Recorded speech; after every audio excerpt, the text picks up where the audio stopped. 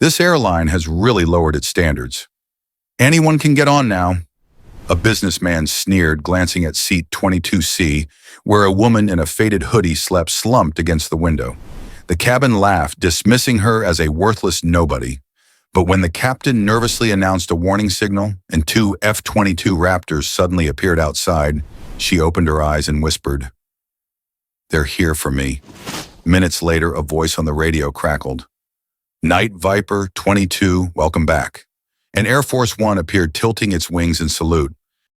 Her name was Olivia, but nobody on that plane had a clue.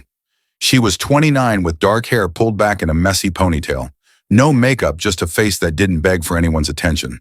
Her gray hoodie was worn thin at the elbows. Her jeans had patches of faded blue and her sneakers were scuffed, the laces frayed. She held a small fabric tote close, like it was the only thing anchoring her to the world. The flight was a standard commercial run from New York to Washington, D.C., packed with people who thought they were somebody, businessmen in tailored suits, a few VIPs tossing back overpriced drinks, flight attendants gliding through with tight smiles. Olivia didn't belong, not in their eyes. They saw her slumped in economy, her tote tucked under her arm, and figured she was just some broke nobody who lucked into a cheap ticket. The cabin hummed with their chatter, their side glances sharp like she was a smudge on their perfect little world. She'd been dozing when the businessman's voice cut through. His name was Greg, maybe 45, with a suit that screamed Wall Street and a watch he flashed every chance he got. He leaned toward the guy next to him, some slick-haired finance bro named Derek, and didn't bother keeping his voice down. Olivia's fingers twitched on her tote, just a tiny movement, but enough to show she'd heard. Derek smirked, adjusting his cufflinks, and muttered, "Bet she used her last dime for that seat." A few rows up, a young woman with glossy highlights and a phone glued to her hand was live streaming to her thousands of followers. Her name was Kay, early 20s, the kind of influencer who thrived on attention. "Guys, look at seat 22C, she said, angling her camera. Like, does she even know where she is? Total bargain bin vibes. Her chat exploded with laughing emojis, and the cabin rippled with snickers. Olivia didn't stir.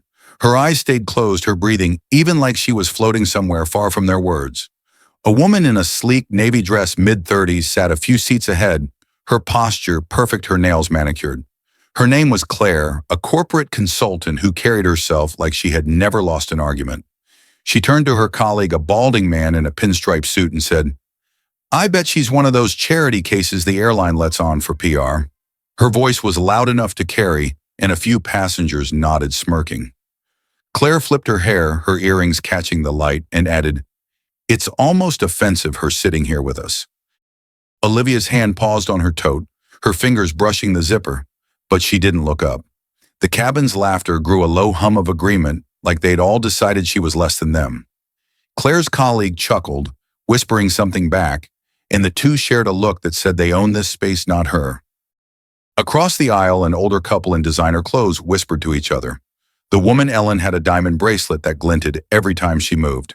Her husband Richard kept checking his phone, probably tracking stock prices. "She really doesn't belong here," Ellen said, loud enough for nearby seats to hear. Richard nodded, not looking up. "Probably got on the wrong flight," he added, and they both chuckled, their voices dripping with superiority. A flight attendant named Mark, tall, with a buzz cut and a name tag pinned too straight, walked by. He set a plastic cup of water on Olivia's tray table, slamming it down harder than necessary. His glare said it all. She was a nuisance, a nobody taking up space. Olivia's hands shifted slightly, brushing the cup, but she didn't open her eyes. The cabin kept buzzing, the judgment settling over her like dust. "Hey, if this story is grabbing you, take a quick second. Pull out your phone, hit that like button, drop a comment below, and subscribe to the channel. It means everything to share these moments, real stories of pain, truth, and strength. Let's keep going together." The plane cruised steady at 35,000 feet, the sky outside a pale, endless blue. Then the captain's voice broke through, sharp and tight. "Folks, we've received an unidentified warning signal. Please remain calm." The cabin went dead quiet for a heartbeat before chaos erupted. People twisted in their seats, pressing faces against windows. Phones came out, filming clouds like they held answers. A guy in a polo shirt a few rows back shouted, "Is it terrorists?" His voice cracked and panic spread fast. Greg gripped his armrest, muttering about suing the airline. Kay zoomed in on the chaos, whispering to her live stream, "This is wild, you guys. What's happening?" Ellen clutched Richard's arm, her bracelet digging into her wrist. "We should have taken the jet," she hissed. Olivia opened her eyes. They were dark, steady, like she'd seen worse storms than this. She leaned forward just a fraction and whispered, "Not terrorists. They're here for me." Her words were soft, barely audible, but Greg caught them. He spun toward her, his face red. "Who do you think you were saying stuff like that?" His voice boomed, pulling every eye in the cabin. Kay's camera swung to Olivia, her giggle sharp. "Oh my God, she's lost it." An older woman in a cashmere sweater sitting 2 rows ahead turned around.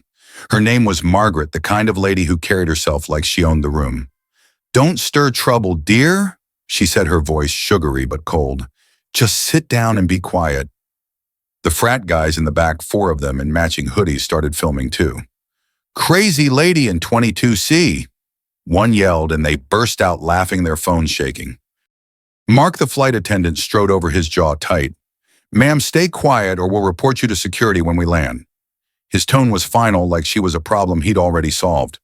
The cabin roared with laughter, feeding off the moment, turning Olivia into a joke. A man in a tailored blazer, probably a tech exec named Paul, leaned over from the row behind. He had a smug grin, the kind that came from years of closing deals. "You know, if you're going to make up stories, at least dress the part," he said, loud enough for half the cabin to hear. He gestured at her hoodie, her sneakers, like they were evidence of her worthlessness. A few passengers snickered, nodding along. Paul leaned back, crossing his arms, satisfied with the attention.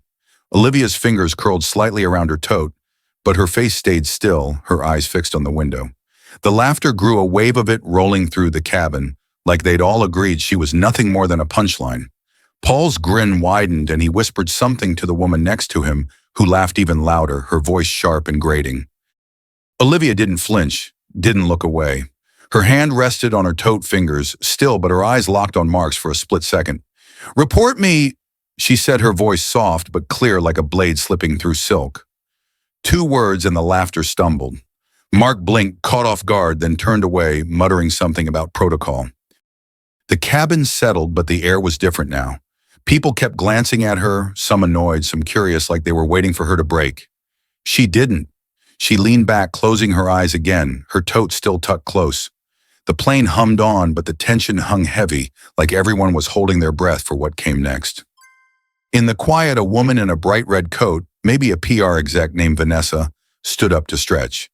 She glanced at Olivia, her lips curling into a sneer. "Some people shouldn't be allowed in public," she said, not to anyone in particular, but loud enough to carry. She adjusted her coat, making sure everyone saw the designer label, and tossed her hair. "It's embarrassing for the rest of us." A few passengers murmured agreement, their voices low but sharp. Vanessa sat back down, crossing her legs, her heels clicking against the floor. Olivia's hand paused mid-motion, adjusting her tote strap, but she didn't respond.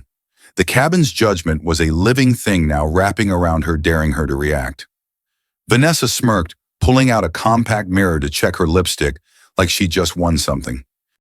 Then it came, a low guttural roar, different from the plane's engines.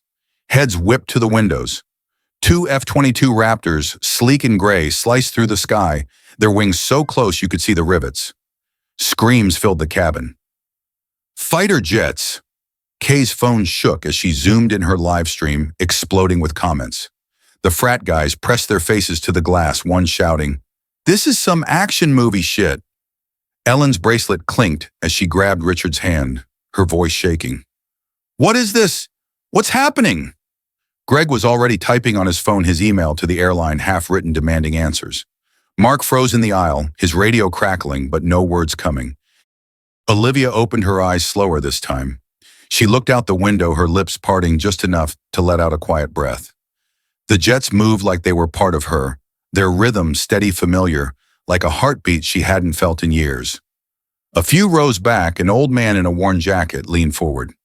His name was Harold, a veteran with hands that shook from age, but eyes that missed nothing. He adjusted his glasses, squinting at the jets. "Impossible," he whispered. "That's the president's escort squad." His voice was low, but it carried. A few heads turned confused. Kay's camera swung toward him, but he didn't care. His eyes were on Olivia like he was seeing something he couldn't believe. She didn't look back. Her fingers traced the edge of her tote slow and deliberate, like she was counting the seconds until the world caught up. The cabin was a mix of panic and awe, now people whispering, some still filming, others just staring out at the jets. A teenage girl, maybe 17, with earbuds dangling and a backpack at her feet, turned to her mom. Her name was Sophie, and she had that restless energy of someone who'd rather be anywhere else. "Mom, why is everyone freaking out about her?" she asked, pointing at Olivia. Her voice was loud and patient, cutting through the noise. "She's just some random. This is so stupid." Her mom, a tired-looking woman named Linda, shushed her, but not before adding, "She's probably just confused, honey. Let it go." The words were meant to be kind, but they landed like a slap, dismissing Olivia as some lost soul. Sophie rolled her eyes, snapping a photo of Olivia for her group chat, captioning it, "Weirdo in 22C." Olivia's hand tightened on her tote just for a second before she let it go. Her face still calm, her eyes still on the window. Greg wasn't buying it. He stood, his face flushed, pointing at Olivia. "Don't tell me you think those fighters are here for you." His voice was loud, mocking, pulling the cabin's attention back to her. Derek, the finance bro, joined in, smirking. 22C thinks she's Top Gun. The frat guys howled, one mimicking a plane, with his hands swooping them through the air. Mark stepped forward again, blocking Olivia's path to the aisle. "Sit down immediately," he said, his voice sharper now, almost desperate. Olivia didn't move. She reached into her tote, her movement slow, careful, and pulled out a silver metal tag. It was small, no bigger than a keychain, but it caught the light. Engraved on it was Night Viper 22. The cabin didn't see it yet, but Harold did. His hands gripped his armrests, his knuckles white, his breath catching. The cabin's laughter died down, but not entirely. A man in a golf shirt, probably a real estate guy named Todd, leaned forward, his voice dripping with sarcasm. "Oh, come on. What's next? You going to tell us you're a secret agent?" He chuckled, looking around for approval, and a few passengers joined in their laughter, nervous but sharp. Todd adjusted his watch, a knockoff Rolex, and leaned back, smug. "Some people will say anything for attention," he added, loud enough for the whole cabin to hear. Olivia's fingers brushed the tag in her hand, her movements slow, like she was measuring the weight of his words. She didn't look at him, didn't respond, just kept her eyes on the window where the F-22 Raptors still flew steady and unyielding. She held the tag for a moment, her fingers brushing the edges, then slipped it into her palm. She stood, ignoring Mark, and walked to the emergency radio near the galley. Every eye followed her. Kay's live stream was going crazy. Comments flooding in. "What's she doing? This is fake, right?" Olivia didn't look at anyone. She pressed the radio's button, her voice steady, calm. "This is Night Viper 22C, requesting acknowledgement." The cabin went silent, like the air had been sucked out.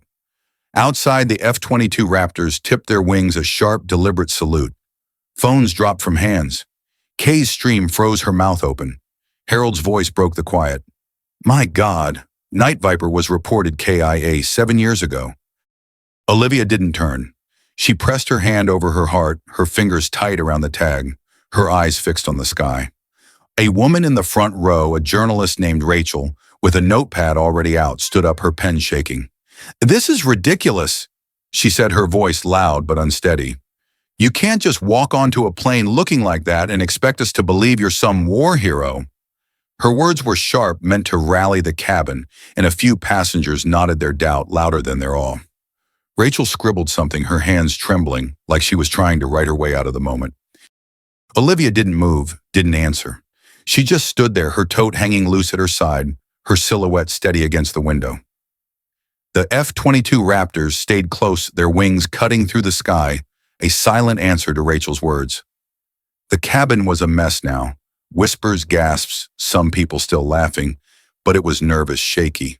A woman in a sharp blazer, probably a lawyer named Susan, stood up, her voice trembling. "No, this must be staged." She was loud, almost screaming, like she needed to convince herself. The frat guys muttered, "How could someone dressed like that be a legend?" Their laughter was gone, replaced by uneasy glances. A few passengers still chuckled, clinging to doubt, but it felt forced. The air was thick, like the room was holding its breath. Olivia didn't say a word. She stood by the window, her silhouette framed against the sky, the F-22 Raptors still visible in the distance. Her tote hung loose at her side, and she adjusted it, her movements slow, like she was giving the world time to catch up. A businessman in a gray suit, maybe a CEO named Alan, leaned forward, his voice low but cutting. "If you're so important, why does your bag look like it came from a dumpster?" He pointed at her tote, his tone mocking, like he'd found the flaw in her story. A few passengers snickered, their doubt flaring up again. Alan leaned back, crossing his arms, his cufflinks glinting. "This is just some PR stunt, isn't it?" he said, looking around for support. Olivia's hand paused on her tote strap, her fingers brushing the worn fabric, but she didn't look at him. Her eyes stayed on the window where the jets flew steady, their presence louder than his words. The cabin's laughter was weaker now, like they were starting to doubt their own doubt. Then came the roar, deeper, unmistakable. Air Force One broke through the clouds, its blue and white body gleaming, the U.S. seal sharp against the sky. The radio crackled loud and clear. "Night Viper 22. Welcome back. We owe you everything." Passengers gasped, some sobbed. Kay's phone slipped to the floor, her livestream forgotten. The frat guys sat back silent for the first time. Greg's face went pale, his phone still open to his half-written email. Harold was crying now, quiet tears running down his face. Olivia raised her hand, a slow salute to the sky, her eyes blazing with something fierce and alive. The commercial plane banked slightly, following Air Force One's lead, the F-22 Raptors tightening their formation. A young mother, maybe 30, with a toddler asleep in her lap, looked at Olivia. Her name was Emily, and her eyes were wide, almost pleading. "Is it true?" she asked, her voice soft but desperate, like she needed to know. "Are you really her?" The cabin turned, waiting for Olivia's answer. Emily's hands trembled as she adjusted her son's blanket, her question hanging in the air. Olivia turned just enough to meet her gaze. Her smile was small, barely there, but it was warm, like a promise. "I'm just Olivia," she said, her voice steady. "But I flew for you." Emily's eyes filled with tears, and she hugged her son closer, her breath catching. The cabin was quieter now, the doubt fading, replaced by something heavier, something real. The cabin was different now. People weren't laughing anymore. They were watching her, some with awe, some with shame. The reporter, Tom, in a wrinkled button-down, stood up. His voice shook as he spoke. "If you're a Night Viper, why sit here like an ordinary passenger?" It wasn't an accusation, but it was desperate, like he needed an answer to make sense of it all. A few others nodded, muttering, "No way, no way." The crowd was split, half wanted to believe, half couldn't let go of their doubt. Olivia turned just enough to face them. Her smile was faint, barely there, but it held the room. "I chose to disappear," she said, her voice steady. "But if the sky calls, I'm still Night Viper." The words landed like a punch, quiet but heavy. A flight attendant named Sarah, younger than Mark, with a nervous smile, approached Olivia. Her hands fidgeted with her apron, and her voice was soft, almost apologetic. "Ma'am, I didn't know," she said, her eyes darting to the floor. "Can I get you anything? Water, a blanket?" The offer was small, but it was genuine, a crack in the cabin's wall of judgment. Olivia looked at her, her eyes softening for the first time. "I'm fine," she said, her voice gentle but firm. Sarah nodded, stepping back, her face flushed with embarrassment. The cabin watched some passengers shifting uncomfortably, like they were starting to see their own mistakes reflected in Sarah's gesture. The applause started slow, then roared. People stood clapping, some crying, some just staring at her like they were seeing her for the first time. Kay was frozen, her phone still on the floor. Greg sank into his seat, his watch suddenly looking too big for his wrist. Harold was still crying, his hands folded in his lap like he was praying. Mark stepped back, his face red, his radio silent. Olivia didn't acknowledge the applause. She sat back down in 22C, her tote in her lap, her eyes on the window. The plane flew on, escorted by the most powerful aircraft in the world. A man in a polo shirt, maybe a salesman named Jeff, stood up, his face red with frustration. "This doesn't add up," he said, his voice loud enough to cut through the applause. "If you're some big hero, why didn't you say something earlier? Why let us think?" He trailed off his hands, gesturing wildly like he was trying to grab onto his fading doubt.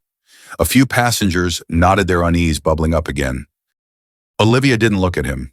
She adjusted her tote, her fingers brushing the zipper, and said, "I don't owe you my story." Her voice was calm, but it carried silencing Jeff mid-sentence. He sat down, his face flushed the cabin's applause, swelling again louder this time, like they were clapping for her silence as much as her truth. Years ago, she'd been someone else, a young woman in a crisp uniform standing on a tarmac, her hair pulled tight under a flight helmet. She'd been Night Viper 22, one of the best pilots the Air Force ever had. She'd flown a mission to protect Air Force One, taking a hit that should have ended her. The report said KIA, and she let the world believe it. She walked away, left the medals, the fame, the life. She'd sit in diners, order black coffee, watch people rush by. Sometimes a jet would streak across the sky, and her hand would tighten on her mug just for a moment. Nobody noticed. Nobody asked. She was just a girl in a hoodie, invisible to the world. Back on the plane, before the jets appeared, there had been a quiet moment. Olivia had reached into her tote, pulling out a creased photo. It was old, the edges worn soft. A younger Olivia in that uniform stood next to a man in a suit. He was tall, quiet, with eyes that matched hers, steady, unflinching. Her husband. Nobody saw the photo, but her fingers lingered on it, tracing the edge before she tucked it away. That was the only hint of who she was before the radio call, before the jets, just a flash of memory gone as quick as it came. A young man in a hoodie, maybe a grad student named Ethan, sat a few rows back. He'd been quiet the whole flight, his nose in a book. But now he stood, his voice shaking but clear. "I read about Night Viper in school," he said, holding up his book, A History of Military Aviation. "She saved the president. They said she died." His eyes were wide, locked on Olivia, like he was seeing a legend come to life. The cabin turned, some passengers leaning forward, others shaking their heads. Ethan clutched his book, his hands trembling.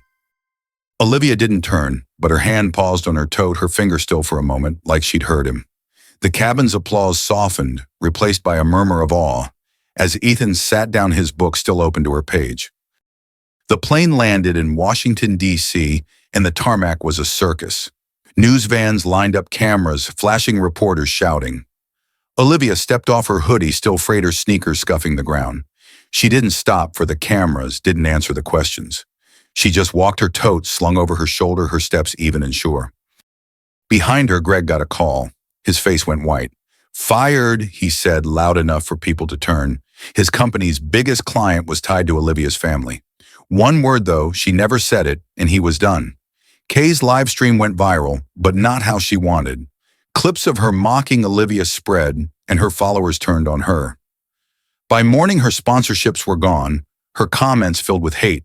Susan, the lawyer, tried to backtrack, posting an apology online, but it was too late. Her firm dropped her, citing unprofessional conduct. The frat guys deleted their videos, but their frat's social media got suspended after alumni saw the clips. Mark was reassigned to ground duty, his name whispered in airline circles as the guy who threatened a hero. Claire, the corporate consultant, found her latest deal canceled, her client citing reputational concerns. Vanessa's PR firm issued a statement distancing themselves from her, and her social media went silent. It wasn't loud or dramatic, just consequences falling like rain. Olivia didn't see any of it. She was already gone, walking through the airport, her tote swinging lightly at her side. When her husband arrived, the crowd parted. He didn't need to say much, didn't need to raise his voice. He was in a plain jacket, no tie, but the way he moved said everything. People froze. Greg looked away, his hands shaking. Kay dropped her phone again, her face flushed. Susan stammered, trying to say something, but he just nodded and kept walking. He reached Olivia, and she looked up, her eyes softening for the first time. He didn't hug her, didn't make a scene, just stood beside her, his hand brushing hers. The room felt heavier, like the air itself knew who they were. A security guard, a burly man named Mike, approached them, his face nervous but respectful. "Ma'am," he said, his voice low, "we've got a car waiting for you. Orders from the top." He gestured toward a black SUV outside its windows, tinted, its driver standing at attention. The crowd watched, some whispering, others filming. Olivia nodded, her tote still over her shoulder, and followed Mike, her husband, at her side. The crowd parted further, their phones still up, but their voices quieter now, like they were witnessing something sacred. Mike held the door open, his hands shaking slightly, and Olivia stepped inside without a word, her steps as steady as ever. She didn't need rescuing, never had. She'd walk through their words, their laughter, their doubt, and come out the other side, not because she fought back, but because she didn't need to. Her truth was enough. The headlines screamed about the mystery passenger in 22C, about Air Force One's salute, about a hero forgotten and found. Olivia didn't read them. She was already somewhere else, her tote over her shoulder, her husband at her side, walking into a world that finally saw her. For everyone who's been looked down on, judged for how you look or where you sit, this is for you. You're not invisible. Your worth isn't in their eyes. You carry it quiet and strong, just like she did. You're not alone. Where are you watching from? Olivia, known as Night Viper 22, embodies a profound lesson in resilience and self-worth in the face of judgment. Despite the scorn and ridicule from fellow passengers who dismissed her as insignificant based on her worn hoodie and unassuming appearance, Olivia remained steadfast, unshaken by their superficial assessments. Her silence in response to their mockery was not weakness, but a testament to her inner strength rooted in the knowledge of her true identity as a heroic pilot who once saved the president. The lesson she imparts is that one's value does not depend on external validation or appearances, but on the quiet, unshakable truth of who you are. Olivia's choice to live invisibly away from fame underscores her understanding that true worth is carried within, not flaunted for approval. When her past was revealed, she didn't gloat or seek revenge. Instead, she let her actions, her service, her sacrifice speak for her. This teaches us to stand firm in our truth even when the world misjudges us, and to find strength in our authenticity, knowing that recognition may come, but our value exists regardless of others' perceptions.